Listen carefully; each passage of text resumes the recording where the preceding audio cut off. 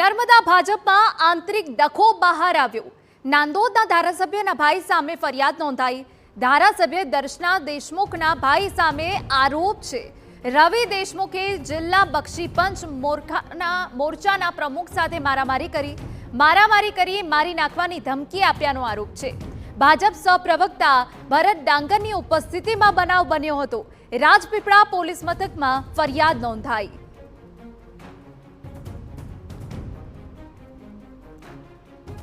तो नांदोदना धारासभ्यना भाई सामे फरियाद नोंधाई होवानी विगत छे।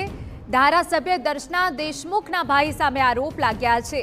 अमारा संवाददाता विशाल पाठक वधु विगते बात करवा जोड़ाया छे। विशाल, शुं मामलो छे आखो?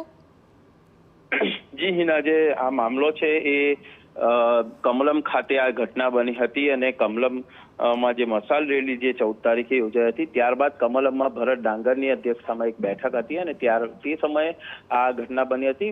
मामलानी वात करीए तो मामलो ए रीतनो छे के जे रवि देशमुख छे तेमणे जिल्ला उपप्रमुख जे छे जितेश तड़वी तेने फोन कर्यो हतो ने तेनी पासे एक माहिती मांगी हती के जे ते समये धवल पटेले कोईक जे तालुका पंचायतना सभ्य छे तेने टिकिट नहीं मळी ए बाबतनी एक कॉमेंट करी हती ने ए कॉमेंट ज्यारे पास थई त्यारे ए जे तालुका पंचायतना सदस्य छे तेमणे रविभाई देशमुखने पूछवामां आव्युं हतुं के आ जे तमे अમને ટિકિટ નથી આપવાના એ બાબતને લઈને આખો એ જે મામલો છે એ બીચક્યો હતો અને આંતરિક જે ખટરાક છે તે અત્યારે બહાર આવી રહ્યો છે। અને ધવલ પટેલ પર જ્યારે આ બાબતની પૂછતાછ કરવામાં આવી રવિ દેશમુખ દ્વારા ત્યારે એમની સાથે બોલાચાલી થઈ અને મારામારી પણ થઈ હતી કમલમ ખાતે। અને ત્યારબાદ પોલીસ સ્ટેશન ખાતે ધવલ પટેલે રવિ દેશમુખ વિરુદ્ધ ફરિયાદ નોંધાવી છે અને આગળની કાર્યવાહી થઈ રહી છે।